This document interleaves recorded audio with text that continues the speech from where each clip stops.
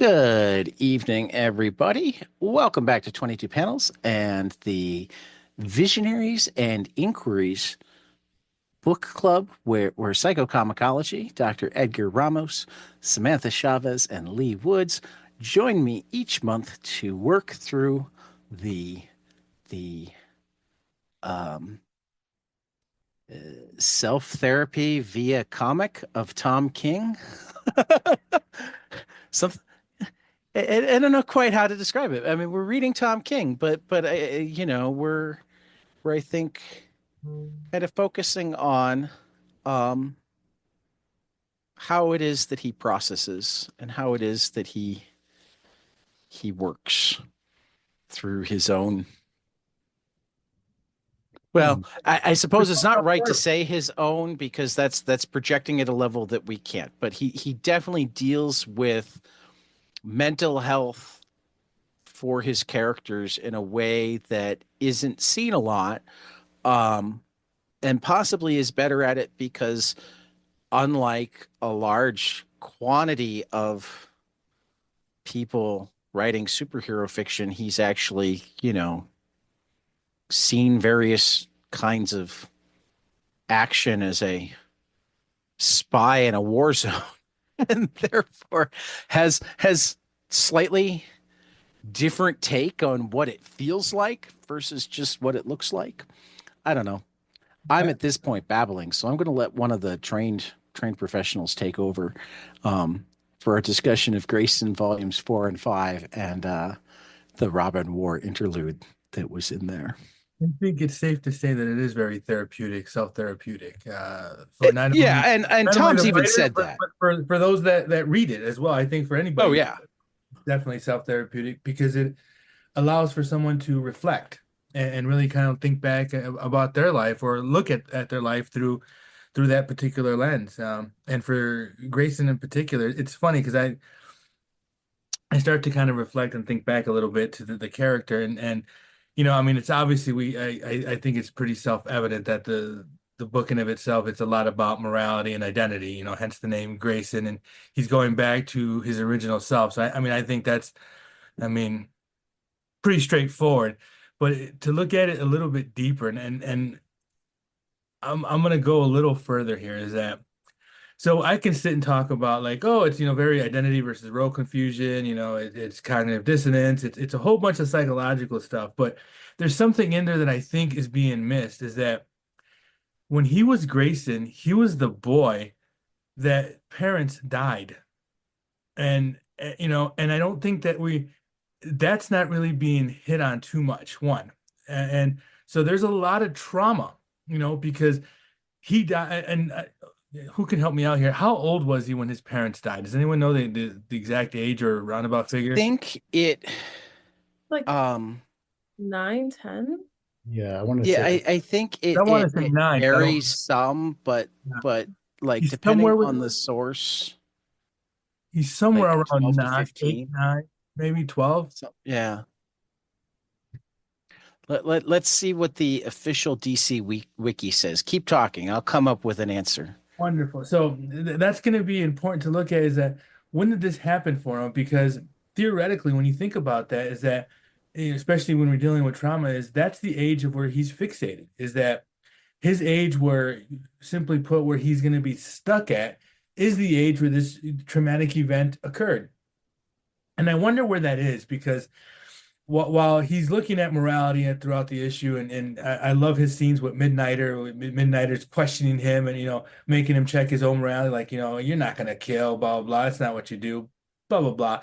He's kind of vacillating between that and as we get to the end and whatnot, it all culminates beautifully. But here's my take, and maybe I'm coming at it too Freudian and too psychodynamic, so I'm happy to hear others' opinion or thoughts on it, but throughout the read so far, he is a very sexualized young man, a very extremely sexualized young man. And, he's not just a charmer. He's not just this, and, good looking character. Like he looked like a young Bruce Wayne to a degree, dapper young man, dapper, excuse me. But he's very sexualized, even when his kind of on off or cold, hot relationship with Helena, you can kind of see that even the girls in there, like he's a very sexualized individual. And I have to kind of wonder is that when did he get traumatized? Because he's kind of stuck at this childlike state of sexuality. And that's for me is significant is that he finds his way through a lot of situations through his charm. And in every example, and in many examples that you see him engaging with others, it's his charm. I mean, obviously it's his wit as well, but it's his charm, his good looks that get him through a lot of situations, which is a passive sexuality. So sexuality is a very important feature or characteristics of Grayson. And I just wonder when did this happen for him? When did he get stuck? Was he a teenager? Was he a young boy? So pre-Crisis on Infinite Earths, he was 8. Little. Mhm. Post-Crisis on Infinite Earths, based on a uh thing from New Teen Titans that said his parents had died 5 years earlier, he would have been 13. However, in the New 52, he was 15. So I think this Grayson is supposed to have been 15 when his parents died. So he was and what do we do as 15-year-old boys? Look at 15-year-old girls You know, and Think about 18-year-old 15-year-old girls girls. and 22-year-old girls yeah, and any girls with breasts you know, and any girls without breasts. and you know, and wind, and you know, a breeze for that matter. So if we're looking at a 15, which even makes more sense now to me, is that he's a teenager. He's a 15-year-old boy who still is, you know, searching and trying to find love. He's trying to find that, you know, that relationship. And you see, I mean, a lot of the story involves, you know, him in bed, waking up in bed with someone or, you know, bedding somebody. But I have to also think about what was in the mind of Tom King adding that to the story. Why was the sexual component an important factor in that particular story? And, you know, to a degree, when you think about trauma, is that you revert to the sense of being wanting to be safe, wanting to be, you know, in your mother's arms or wanting to be loved, to feel security. And that's where I kind of look at Grayson is that he got stripped of his Nightwing identity, you know. Now he's in this, you know, he's not even a human because he's Agent 37. So he was stripped of even a human identity with that title. He's no longer Robin. So he's not like he's robbed of all these identities. So he's stuck to his original identity, and his original identity lost his parents, you know, stunted his emotional growth to a degree, and left him fixated at the age of 15. And he still acts to that degree is that, but I don't understand is how I really have to give Tom's credit for how well he portrayed that. Like, how did he know to bring up sexuality and his how to deal with issues of sexuality as a 15-year-old? I mean, I hate to go away from the whole Freudian and everything that you're running with here, but I just assumed that it was a James Bond thing. The sexual component. Well, I mean, even if I mean, he's playing a spy and like Spies are sexy. but no, but the question still remains. If you're a spy, why is sexuality tied with being a spy? again, James Bond. No.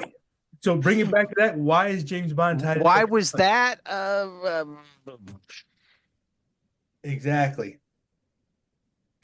Is that we have to look at how does a mind create the idea that espionage and being a spy, even creating like James Bond, all these characters, why is it tied to sexuality? Well, because it seduces you. It's the art of seduction. And ultimately that's what's happening is that Grayson is seducing because at some level he was seduced into that world of espionage, into all these it's the art of seduction. So that was going to be my my ultimate point is that it is a very seductive nature because you have to seduce people to kind of, and I hate to use the word manipulate because I'm against the word manipulate, but to get what you want, you have to almost seduce and charm people to get what you want.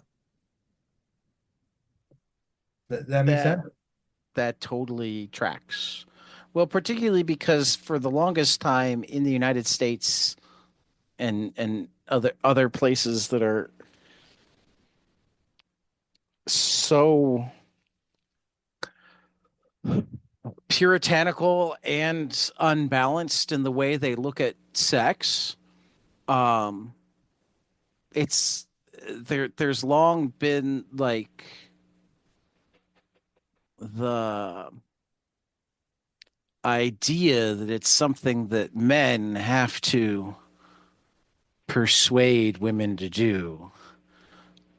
So if you're a Lothario, then you're more likely to also be a good spy because that'd mean, it's theoretically the same skill set. But I mean, women spies when you think of Black Widow, very seductive. Well, but that I think plays exactly on the flip side, which is that um men can absolutely be persuaded and led around by their penises. Absolutely. So Yeah, no, absolutely. So, so that was my initial thought. And I remember our last episode or the earlier read. I don't know if you guys remember, but one of the first comments I made was, I'm like, wow, they really made him to look like a good-looking guy. Like I never really considered Grayson to be like, this, like cool character, but I'm like, man, he's really cool. He seduced you. And yeah, and ultimately, yes, I was like, why do I like him now? I'm like, because he seduced me. Like his whole, dapperness and whole like this. It's yeah, like if that. I mean, you have to give credit to the writing. Is that you fall for this guy? You fall for this character because he is a very seductive character. He is like the ultimate super spy, which is very quote sexy. It has that attractive kind of feel to it. I think Tom picked like a perfect character to write like a spy espionage, book or novel or comic series about. There we go.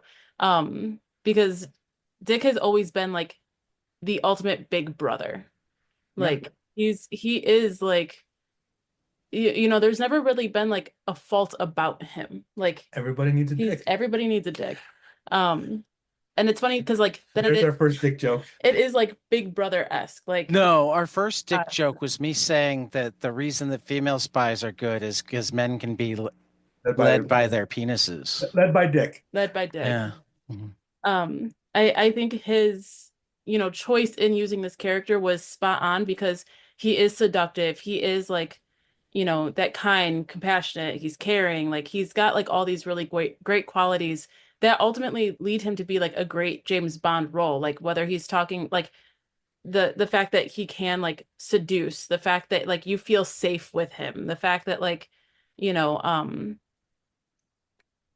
he just has like really really great qualities of being a spy and right. take on that role. But he has morality. Yes. He has strong conviction for his morality, and we were seeing, the transition with Midnighter is that he still stands by like he won't kill. Mm-hmm. Like he got like nope, not gonna do it. That's not gonna happen. And even when he gets questioned and basically called out like for his like you're not gonna kill, he's like he's not gonna do it. Where and I don't know how far ahead this was, so I hope I'm not going too far ahead.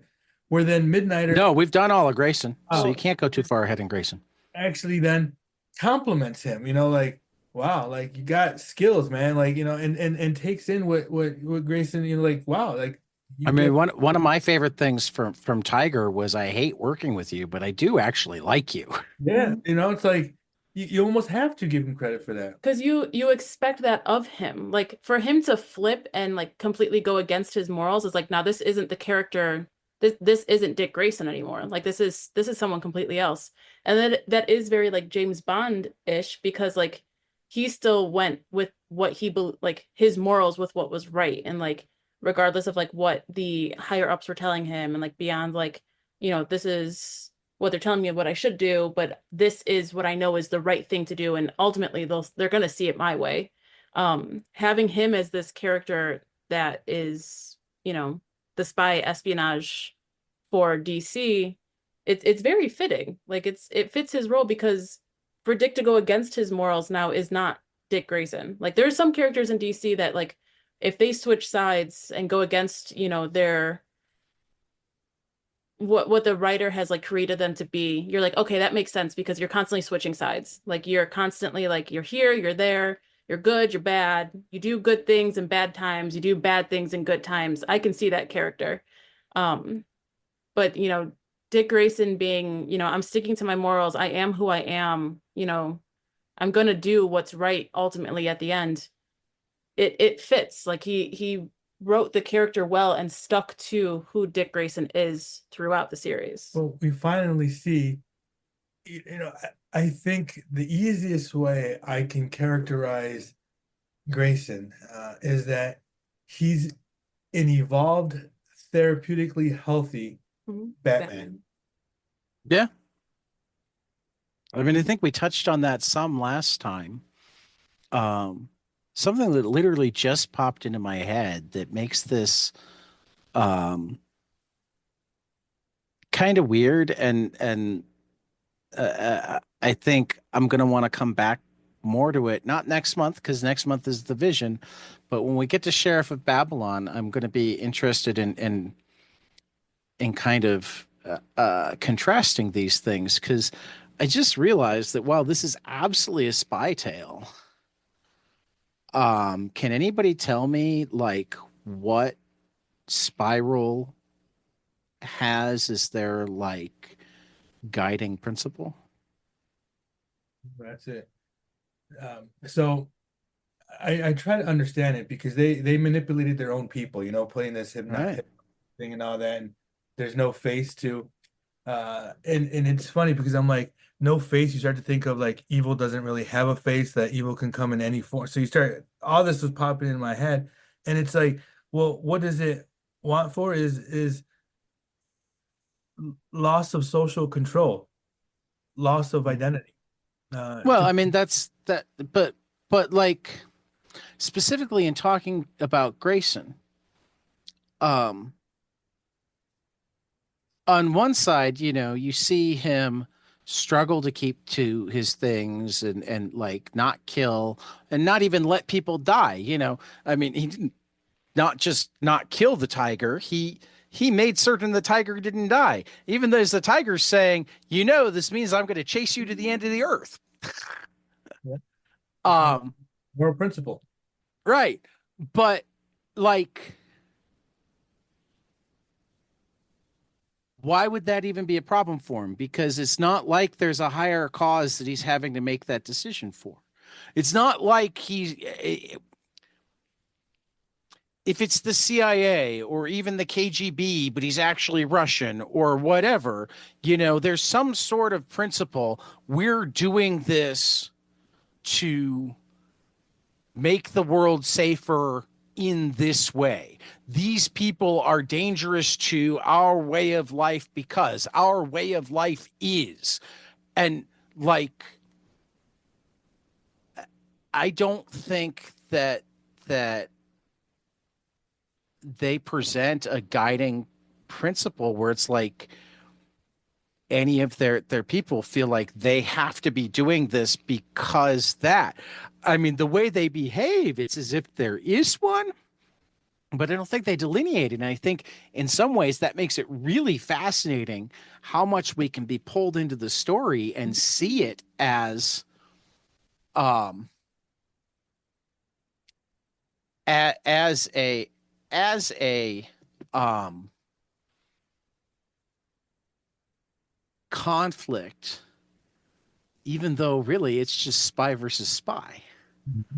I think that's what makes it even more dangerous, is that they don't have banners with their slogan. They don't have Right. like an evil motto.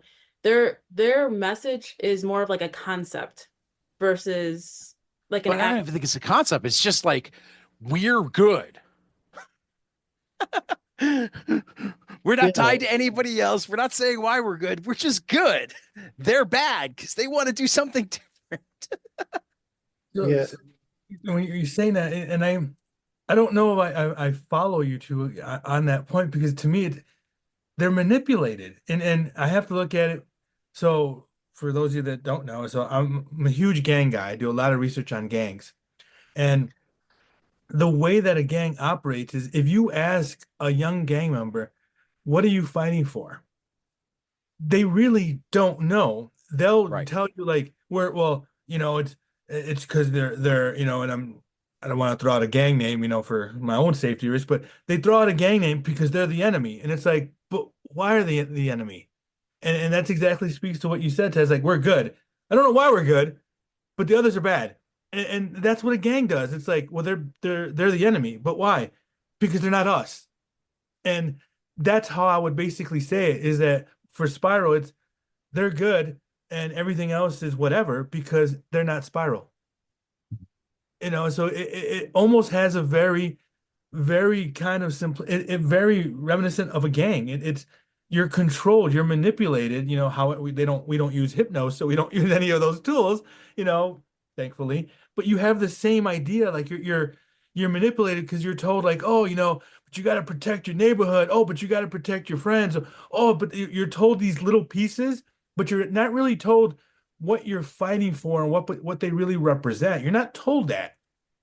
And that's how I saw this whole agency. Is like you're never really told that, which I agree. Like, well, what's their point? Like, what are they fighting for? You don't know, but you do know that they're better than everybody else according to them, and everybody else is bad. And I'm like, well, yeah, and it's funny because to me it was like, yeah, it makes perfect sense. It's like a gang. You fight, and you don't know why you're fighting. So yeah, I would agree with that. Like you're not told, you don't know, and that's the beauty of that story to me, was that it mirrored like how a lot of gangs, how a lot of those factions operate. It's not like a terrorist group, who fights, for either religious purposes or, to make a certain point. This was like a gang, like a chaotic, like it's just, I guess the easiest way I can put it, it's really resembles a gang in that how easily you can be manipulated to fight for a cause that you don't even know what that cause is, and the dangers of fighting for causes that you don't even know. You're sold an empty idea of a cause that there is no. And that to me, that was the beauty of it. It's like, wow, you're fighting for something you don't even know. Yeah. And that was one thing that stood out to me is I read it as it's a sort of military intelligence sort of faculty, right? So with my very, very limited experience working with the Army, there's different levels of uh, secret, top secret, like classified information. And once you get, obviously, the more higher up you get, the more, let's just say, sensitive information you get access to. You don't want that to go to everybody. So it's almost like a sense of manipulation through omission, right? Lying by omission, say, because it's almost as if it does go down the chain of command, are are they going to be able to fight for you, or are you going to have more people back out? So I wonder if And the way that's I, and that's what a gang does. I mean, that's exact. And a gang is even structured with military titles. It's exactly the same way. That's yeah. I'm sorry. no, you're good. So No, I like it. I and like as I think of it, I get where I get what you're saying, and essentially what it becomes is that the second he decided that he was part of Spiral, it was more, even as initially he was spying for Batman. And if anything, I feel like that winds up not getting resolved well. And I think part of that is because they went off on Final Crisis, and therefore Batman stopped being Batman for a while. So I'm kind of curious as to like if something else was planned initially. Right. But once he's there, they're his family, and particularly once he reaches a point where he's not even really spying on his family, then they're just his family. And like, if it's clearly morally wrong, that's one thing, but um if the other bad guys are also pretty clearly bad guys, and um his his family is not aligned against them, then he doesn't really think about whether or not what his family's doing is right. He just knows that what the other family's doing is wrong. And if you think about it, that's not even that different than Robin or Nightwing with the Bat family or Teen Titans. How often does he really sit back to go, is what we're doing right? Or do I just know what they're doing is wrong? So because I'm trying to stop it, that's all the justification I need. Absolutely. It's I can't remember this guy's name. He's like a great nephew or a nephew of Freud, or The one who did propaganda, not yeah, he propaganda, essentially is the idea of marketing and he stuff. developed the idea of propaganda and marketing. And go figure, he would be a relative of Freud. But he basically developed this idea of how propaganda works, how to utilize it, and how to market it and whatnot. And it's that's what you see here, and it's funny because, and I don't want to turn this into a political conversation, but it's I don't think that there's a problem with turning uh, it into a political it, conversation. I think Tom is touching on how politics are sometimes viewed, is that we always are shown what the bad thing others are doing. Like they're bad, they're wrong, they're bad, and it's just like, see, they did this, and heaven forbid one of them makes a mistake, because it's, do you see what they did? Do you see what they're doing? It's like, and that's but that's also how superheroes are. It's like they're only focused on the bad because they fight bad. Right. So they kind of have, it's kind of like, I get teased a lot, like, why do you always look at the pathology of people, the bad of people? I'm like, because I'm a psychologist. That's what I do. I'm like, I know we've argued with the counseling perspective. It's like, well, they're strength based. I'm like, well, you don't go to a doctor because you're feeling good. Yep. I'm like, so you don't need a superhero because things, you're running a good operation. You need a superhero when things are bad. So that is part of their identity. That's part of their role, and that's why I think this whole series is about identity, morality. You see them. He's struggling throughout the whole series. It's his identity. Who is he? And he's robbed of that at every point. He's robbed of Nightwing. He's robbed of identity. Agent 30. He keeps being robbed, but at the end of the day, he has such a secure attachment, which makes sense if he's 15, that he had a good attachment with his parents. And then, as a young adult, 15-year-old teenager, he has a secure attachment with Batman, with Bruce. He has a very secure attachment. And I touched on this before, but now it makes sense that it's an attachment issue, is that's why he goes back and is calling him, like, and talking to him, because he still has that attachment from him, a secure attachment where it's like, yeah, yeah, checking in, like, that's why he's checking in. It isn't just about admiration. It isn't just about respect.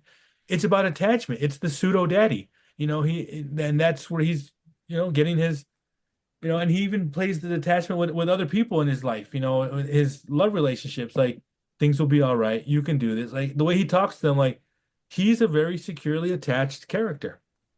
And I want to touch on something you said earlier, Dr. Ramos, that Grayson is a more well-developed Batman, right? So even thinking about it, and Sam, you mentioned this when it came to morals as well, is that he has the same sort of moral code as Batman, wanting to do good and fighting the bad guy say, but he comes from a sense of compassion, which is one of the things that, at least with Batman, like I know that was one of the things that made him cool. He was cold, he was calculated, he was, he's Batman. But then you have Grayson now that's in that sort of leadership role, playing the sort of uh, spy figure, but he cares, which like I'm kind of processing that right now because that was a really cool sort of moment to sort of realize it's like, yeah, he still idolizes Batman, he still follows Batman, but he's different. So like, where did that sort of development come from? Because he sure as hell didn't get that from Bruce or Batman. I think it goes based on like Tom writes identity and like role confusion very well. In a sense, the majority of his writings include Explain identity and role confusion for identity versus role confusion is one of Erickson's stages. It's 6. it's Eric Erickson Eric Erickson of moral stages development of moral development. or psychosocial development, excuse me. I think it's maybe 6. It might be 5. It's one of those. 4. And it's the idea that like you go through different crisis and you go through different like developments through your age. So you have, when you reach a certain age standpoint, you have identity versus role confusion. If you have success within those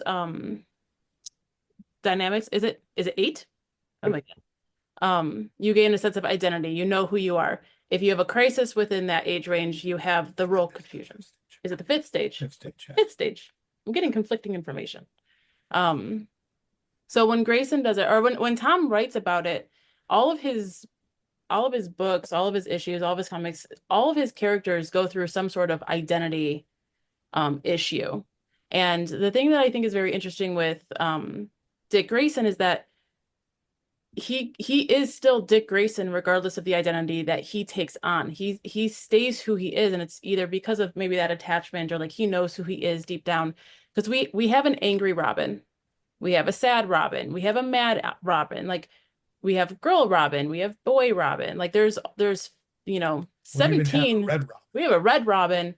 There's we have a Red Hood. We have lots of different Robins. And so when somebody says like, oh, when I'm talking about Robin, everybody always has to ask like, well, which one are you talking about? And it's like, oh, Dick Grayson. And it's like, there's only one real Robin. Dick. That's Dick Grayson. It's Dick Grayson. He is himself regardless of the title that is given to him. And I think when Tom writes about like, different people's identities versus Robin, Wonder Woman, Adam Strange, Mr. Miracle, and we talk about the sense of identity, he writes it where, these individuals are going through a struggle and they're trying to figure out who they are, and ultimately they know who they are, and it's their acceptance of the fact that this is who I am. Like they go through this whole cycle, and at the end, like we see him struggle with it through the whole series of like, am I Nightwing, am I Robin, am I Dick Grayson, am I Grayson, who am I? And ultimately, like after going through that cycle, he knows who he is. He's known this whole time who he is. He just needed to prove it to himself. Well, and interestingly enough, so identity versus role confusion is strongly placed during the adolescent years, somewhere between like 13 and 18, somewhere in there, which then makes even more sense if this version of him is when it happened at 15. And I take it back a little bit further because I do believe that when people write characters, when we draw any of the sort, that we project onto paper, we project onto our stories a piece of ourselves. And I forgot, there was a famous artist that said that. I'm not sure which one it is, but I'll give credit once I remember the name. But there's someone that says that anytime I draw anything or write, I always put a piece of myself on there.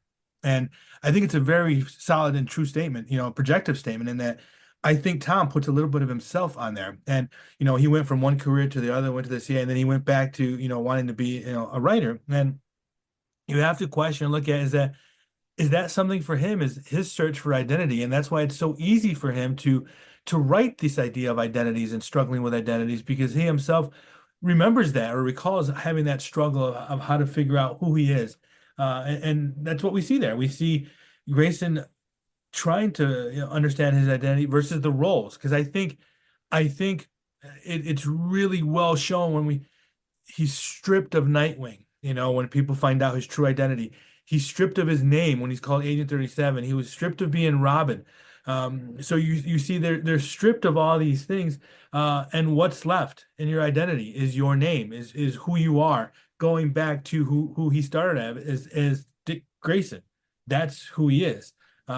Because again, it's called identity versus role confusion. Nightwing, Robin, Agent 37 were roles. Those were just roles he played.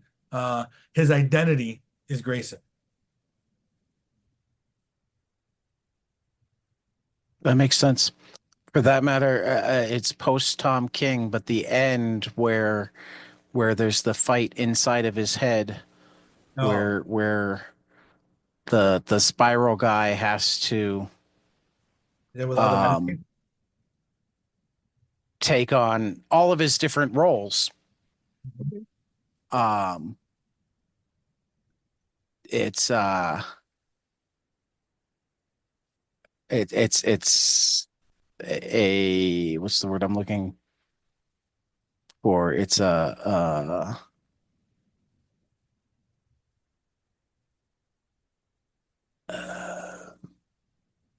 hate it when words don't come. yeah, no, it happens. Was that a It's passive dick joke? no, I don't think so. But sure. I'm trying to fill It, time here.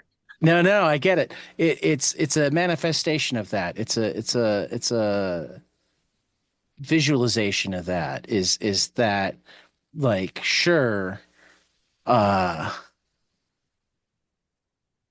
again, I can't remember the doctor's name at the end of it. Sure, he can take on Grayson, but once Grayson's taken into his mind, he doesn't just have Grayson. He's got Grayson, and he's Yeah. got Agent 37, and he's got Nightwing, and he's got Robin, and he's got to take them all on. And that's a different thing to do. You gotta wonder if Tom was like, did he do his research, and look at identity Well, versus. and again, that was Colin and Jackson writing at that point, though. Who I'm knows talking what got handed off to them? I'm talking about the series, the Oh character. yeah, He is he just savvy enough that he They went just through caught it? it, Yeah, like he just picked it up. or did he do a little research, look it up, and like, yeah, this really makes sense, and utilize it. I mean, either way, he presented it very well. But it's also very face value, like identity versus role confusion. Like, and here's all the roles, but this is who I am, and it ends with that, it's just beautifully done with that. Like, Mhm. yeah. I look forward to reading the rest of his works with that. I mean, the majority of his work is all about identity and like who am I at the end of this? So I wonder why that's so important, a topic or theme for him. I mean, this was his first story, so like a lot has to be asked in terms of what was him taking what was handed to him and writing a story versus it being the theme that he chose. Um, but it certainly is something that carries through in a lot of his other stories. Well, Um, even that, because we talked about the sort of seduction of the sort of spy world, Oh, sorry. not the innocent. But isn't that a part of it as well? Like as a spy, you take on this whole new persona anyway. So it's in and of itself its own sort of identity struggle. But yet it's like he's still kind of resistant to that, right? Maybe that's the confusion part, but I think that seems to be um, one of the factors there as well, especially being in that sort of environment. Like he's got to be somebody. Who is it? Right. But was he resistant because he was put in a situation on a mission, if I remember correctly. Yeah. Which do we know what the end mission was? No, that's where we still kind don't. of left it. Yeah, that's where we still don't understand. So he was put there on a mission. So I don't know if it would say that he was confused as more of it was conflict for him. It was a challenge. Yeah, it was that conflict of how do I struggle with still keeping my, my sense of morality, my code, and still act this out, but how do I still, do what Bruce wants me to do, but not be like Bruce. So he had a lot of Right. that's what we would call cognitive dissonance. Yeah. So I don't think it was confusion. I think it was, if we're gonna name it, be, psychologist here, is that it was a lot of cognitive dissonances. How do I still be me? How do I still maintain who I am? But follow Bruce, follow the role spiral, and keep doing all these parts. But Well, and do it all as a young man. how old is he in that in this? What age range does he have? Oh, let's take a quick Googles. I mean, if he was 15 when he became Grayson in this continuity, I can't imagine he's older than 30? I would say 25. Yeah, I'm thinking 24, but I don't know explicitly if they said it. I don't remember.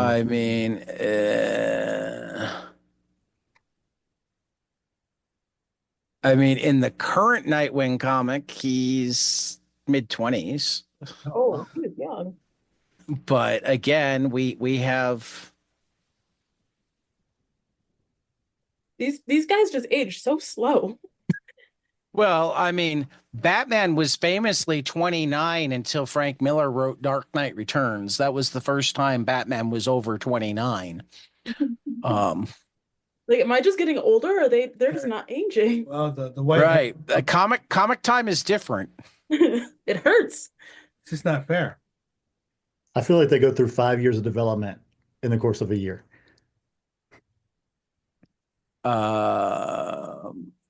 Yeah.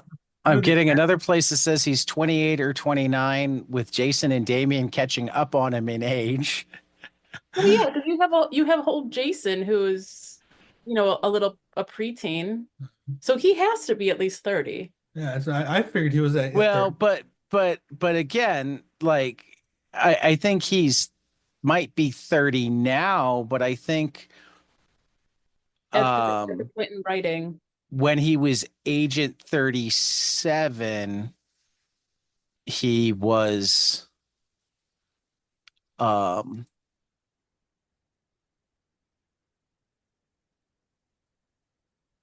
his 20s somewhere.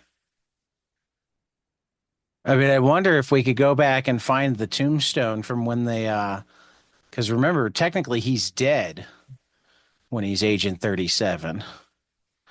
I wonder if there was a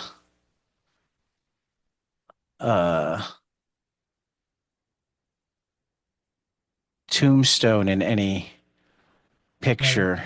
You've got to be a quick search on that. The funny thing about Grayson is that Grayson, son of Gray, son of ambiguity, the middle ground, that's the irony of his name Yeah. That's kind of funny. for not being very, ambiguous. He's very solid on one stance.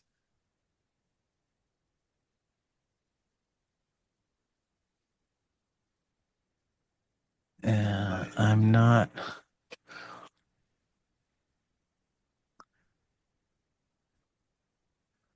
coming up with a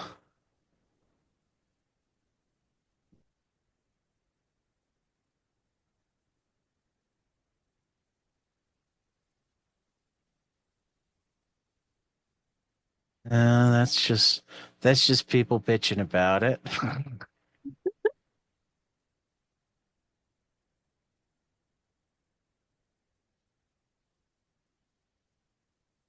He's just so sensitive.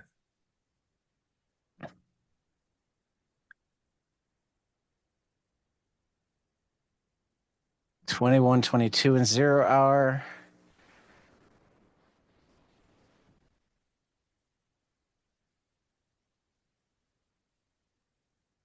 Yeah.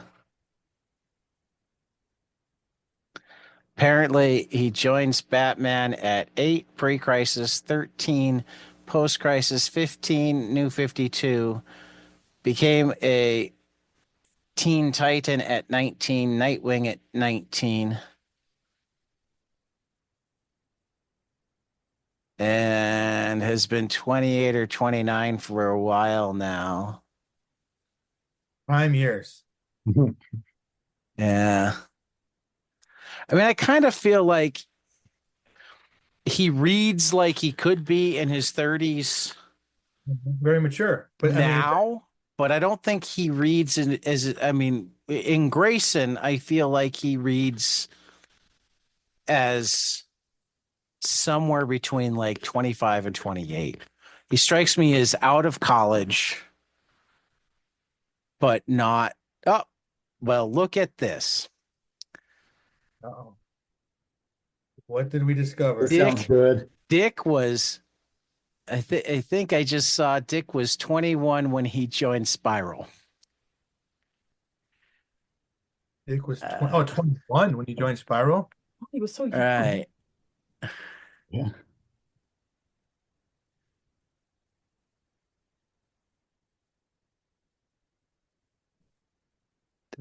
Family, Second City, Forever Evil. Yeah, in the wake of the collapse of the crime syndicate, blah, blah, blah.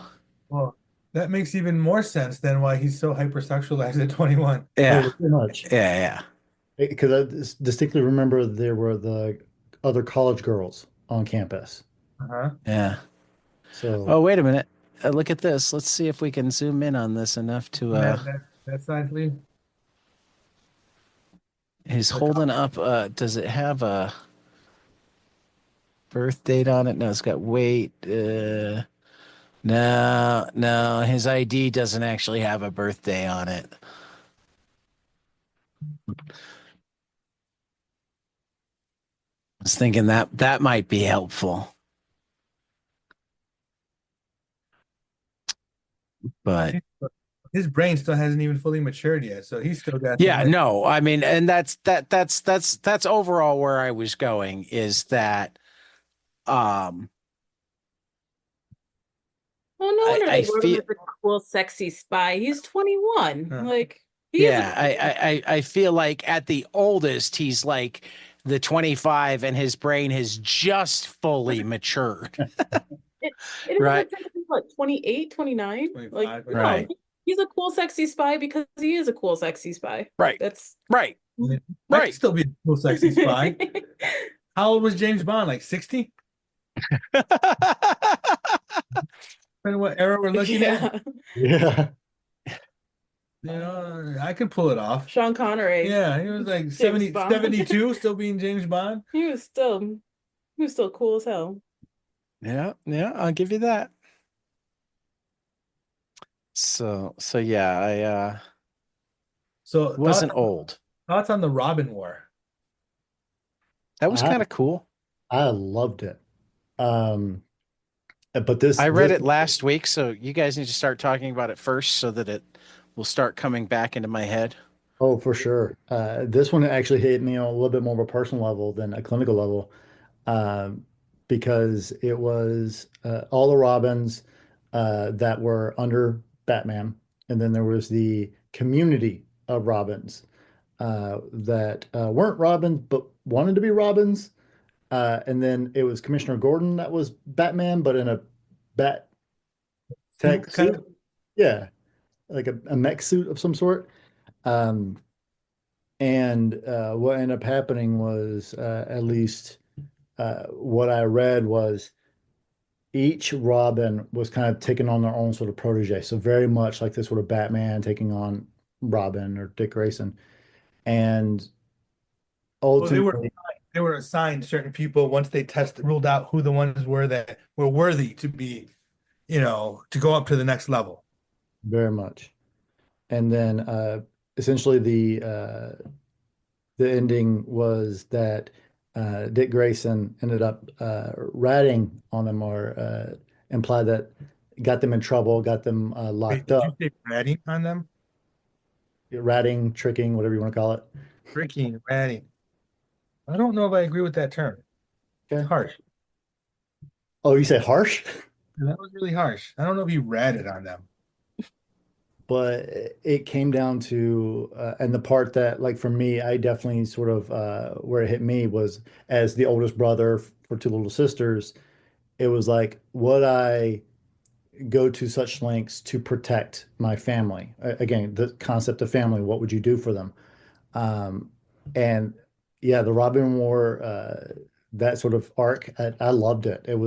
It had me thinking, it had me very much pondering, like, yeah, this guy has a code, even so much so that he would lie, just straight out lie, which also seems very Batman-esque, to protect his family. Yeah, I still struggle with the word lie because I don't I mean ratted. I don't think he ratted them. I agree that I think he protected his family by saying, hey, let's just, I'm gonna make sure they're safe. I'm gonna make sure that, I report this or I'm the tipster in this situation, because the other guys will get out. We'll get them all out anyway, so that no one's gonna get in trouble realistically. But it's a safe way of holding them. I'll keep them in a holding cell so that they're out of trouble, not getting into trouble, whatnot. So I'll just have them securely there while I go take care of what I have to take care of. So I don't know if he ratted them because rat seems like there's a malicious intent, and I don't think he had any malicious intent for them. I don't think there was any malicious intent. In fact, I think the intent was keep everybody safe, as best he could. And I think that's why I probably wouldn't say ratted. I wouldn't necessarily disagree with that. I still think the intent was to protect for sure. Uh, but yeah, There was no malicious like evil intent behind it. none at all. And yes, I would go that far to protect my family. If I had to, if I had to incarcerate you in a prison, you know, in you know, in the dark one with no windows on nothing, sure, I'll leave you there for a couple weeks, but you're safe. Seems thought out. It's calculated, to protect someone. You do what you have to do, which is funny because that's what Batman would do. I'll do what I have to do. Yeah. And he struggles with that because on one side he's like, I couldn't leave, Batman leaves people and like, well, that's just the way it is, and you're gonna suffer until I can figure this out or deal with it. Um, Grayson tries to not be that person, but it's funny because he is that person, until he Yeah. figured it out. He had people suffering thinking he was dead until he could figure out the next move. Yep. He had people Yeah, attack. no, that was that. Now it's coming back to me. They were so pissed at, and actually, I also loved that, like, so pissed at him, except Damien. Uh-huh. Because Damien gets Damien's him. like, "You're back. Uh-huh. Yeah. Like, hey, my Why are you brother. guys so mad? You've died too." You know, it's a very childlike response. Yep. You gotta. It made me like the character of Damien, which I never really read too much about. Like, I'm like, oh, He's come a long way. has he? Yeah. Yeah, I don't I know too love much. Grant Morrison for creating him. I never loved the version that Grant Morrison wrote. Where was that in? Um, Where you write him in? that was in like the original Batman and Son. Okay, I never read that. Because he was an asshole. Yeah. Well, and with good reason. I mean, remember, It was so true. He's the until that, yeah, but until that point, he'd been raised by Ra's al Ghul and Talia Ghul to be an Yeah. assassin.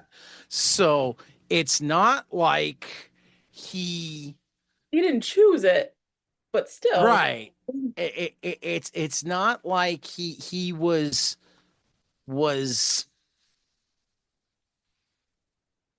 um yeah.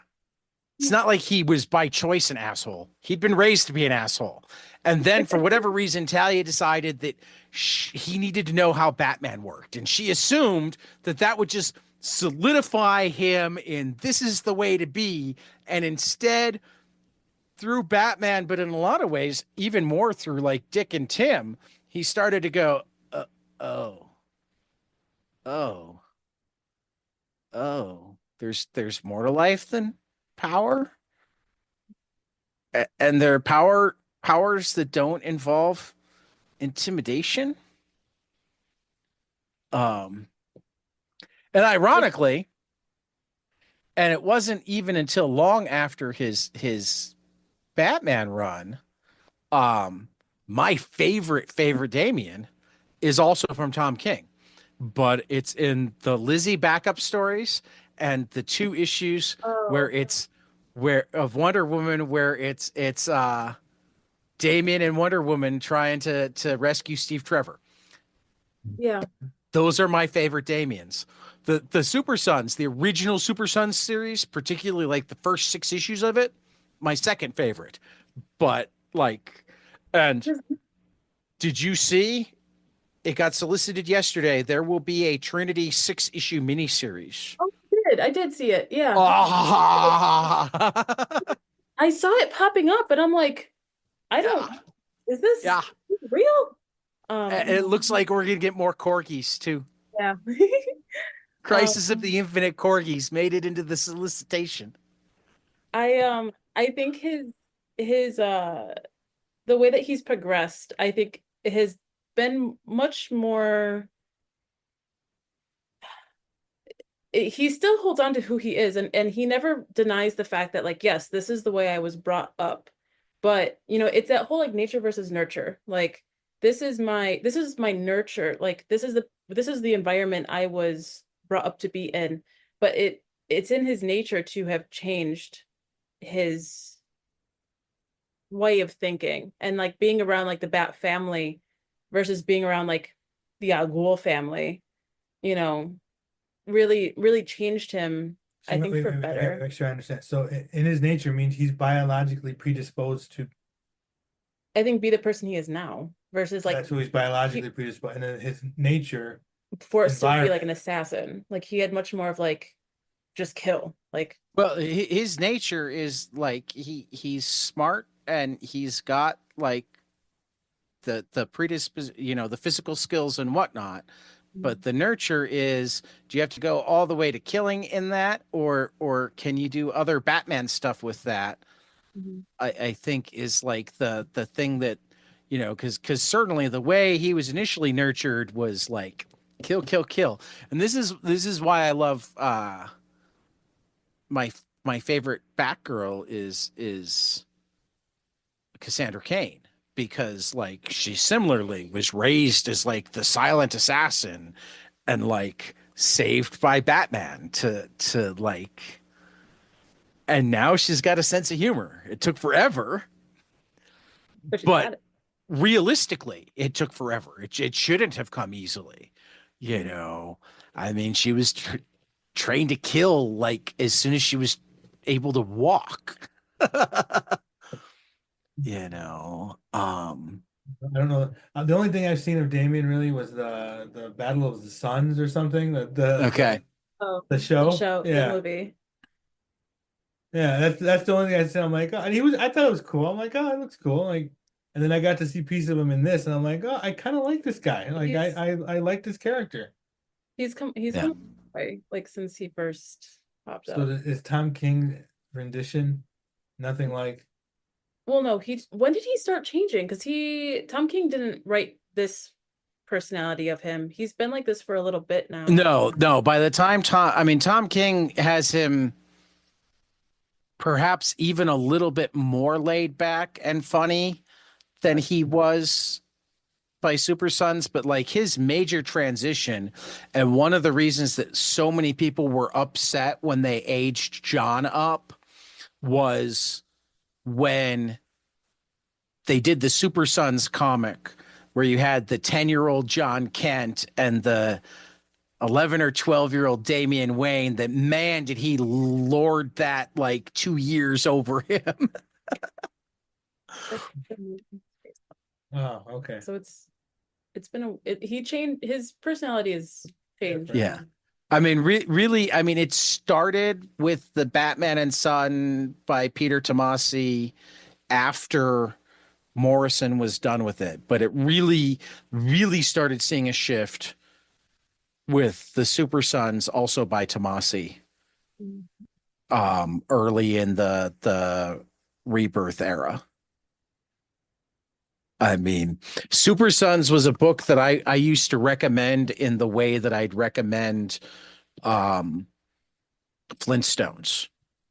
It was so much funnier and so much smarter than it had any right to be. Issue 5 of Super Sons is like a one-shot issue where they're grounded in the Batcave. That's just is like the perfect representation of how a couple of kids stuck together in the Batcave because they were in trouble would behave with each other. I might have to. Is there a graphic novel on it? Yeah. Oh, okay. Yeah. That's been collected for a while. I might have to pick that up. Because I'm trying to remember if Injustice was Injustice New 52 or is Injustice in Rebirth? It's like right in between. Is Injustice even in continuity? I can't remember. I thought that had to do with the video game. Yeah, I thought I thought Injustice was just a video game. Yeah, I think that's I- actually like a separate continuity. Had its own continuity. That's Yeah. Oh, because he literally kills Dick Grayson in Injustice. Okay. I haven't read Injustice yet. I've been meaning to. Don't worry about it. Well, Yeah. isn't it Tom Taylor though? Yeah. Yeah, Injustice is from based off the video game. Yeah, no, but that's a yeah, it's a separate World. yeah. Hmm. I don't know how they do it on in the DCU, but like Marvel 616 is the comic book world, and I forget which world is the movie world. The Injustice continuity is a different continuity from the main one. We need another Crisis on Earth Infinite. 49 Oh, in the New 52 universe. yeah. It was Tom Taylor. Yeah. Damian kills Nightwing Yeah. in that Yeah, one. I wouldn't need that. Yeah, that would be things that I would not want. It does have like I'm not going to spoil it for you in case you do want to read it because it's a Oh, very I'm certain I will at some point because I like Tom Taylor and I haven't taken a deep enough dive. the first like couple volumes are pretty good, and then it's like, where are we going with this? Like anything that DC does. But they arc it very interesting of what happens after that event. But that goes back to the whole like, asshole little brother kills the older brother. They always play like that role of like the Robins. Like there's always something going on with like the Robins identity, like what happens within the Bat family. How does the Bat family like handle their situations? How do the Bat family handle their dirty laundry? Right. Because for Batman, who says he does not care to have family, he sure invites a lot of people into the Yeah. cave. Yeah, He does. Huge Bat family. Yeah. He's got a dog. Well, it's kind of Yeah. like, remember his parents died when he's a little kid, and how do little kids tell you they like you? I don't like you, and they pull your hair, and I don't need anybody, and then they want everybody. I mean, that he's also fixated, stuck, very primitive, For someone who doesn't want family, he's got a lot of it. You don't hear about the super family. No. It's the Bat family. Uh-huh. I mean, you're starting to hear more about the super family as you've got like John and Supergirl and Superwoman, I think, and Crypto's about to have his own series. He does have a dog. Because the movie's gonna bring popularity, though. But that's four people. Hmm. The Bat That's true. extended. That's true. It is only 4 people. What But about I Crow? mean, Martha Kent has become a badass in the Fire and Ice series. I don't know that. She's like she's like the queen of Smallville, but like in the cool way, where she's got the bookmobile to going and like just always doing something. So, yeah. I think Tom King picking Dick Grayson. I mean, and I don't know if this was his pick or they were like, Yeah. Yeah, I it's actually, in some ways, doubt that he got to make this pick. I mean, there are certain things that he has to deal with fallout on that I know he didn't get to make picks when he was much more established than this. yeah. I don't. Um, Because who's gonna write a series about Dick Grayson? Like right. that's Well, Nightwing. And I would say they did Nightwing, so Yeah. I mean, No, I think what happened was somebody had the idea to put Dick Grayson into the DC Spy universe because the DC Spy universe existed before this. You've got Checkmate, you've got Spiral, you've got Leviathan, you've got um when Wildstorm is crossed over, which it is here because we saw the Grifter, you've got IO operations and you've got Stormwatch, right? So there is a relatively deep um DC fine. espionage community. So like my hunch is somebody went, "Oh, we've got this guy who just left the CIA who wants to write comics and we want to let him have a shot at writing comics and who can we make a spy?" Because it wasn't gonna be Martha Wayne. Probably not. Probably not even Martha Kent. Martha Wayne having died a long, long time ago. I mean, why can't we do a Martha Wayne? I mean, we could, but it'd be like a backstory. It'd be she'd have to be a World War II spy. Well, they had her I during would totally read that book, Tom. Tom, if you're listening, I would totally read that book. Absolutely. the Pennyworth show. I don't know if you ever watched the Pennyworth show on HBO, I but haven't. he was British intelligence, and then he was working with Martha and God, what's Batman's father's name? Thomas. Thomas. Thomas. He was working with them, like all three of them were kind of working together in like spy espionage stuff. So I That think makes sense. very, you know, I think that would be a very good series to tell.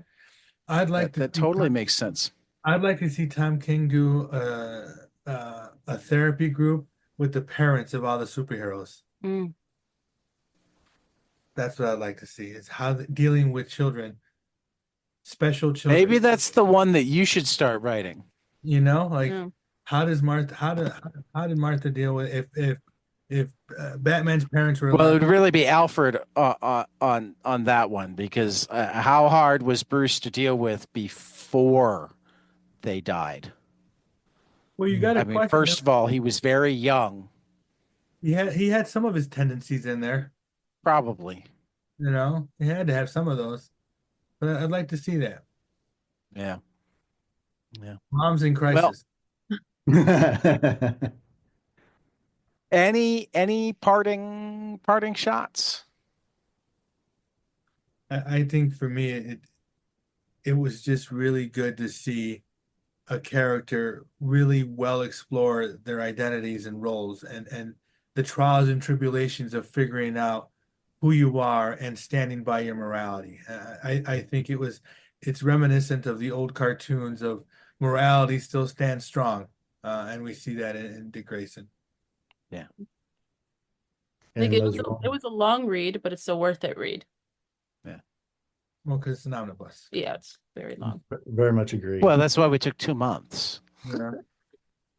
And I would definitely say that it's a well explored in different domains as well, because I think that's the one thing to look at too. It's not just identity with Grayson or Nightwing or Robin, but also roles in terms of the organization that he plays a part of, right? So there's the role of Spiral being an agent, and then there's the role of being a Robin.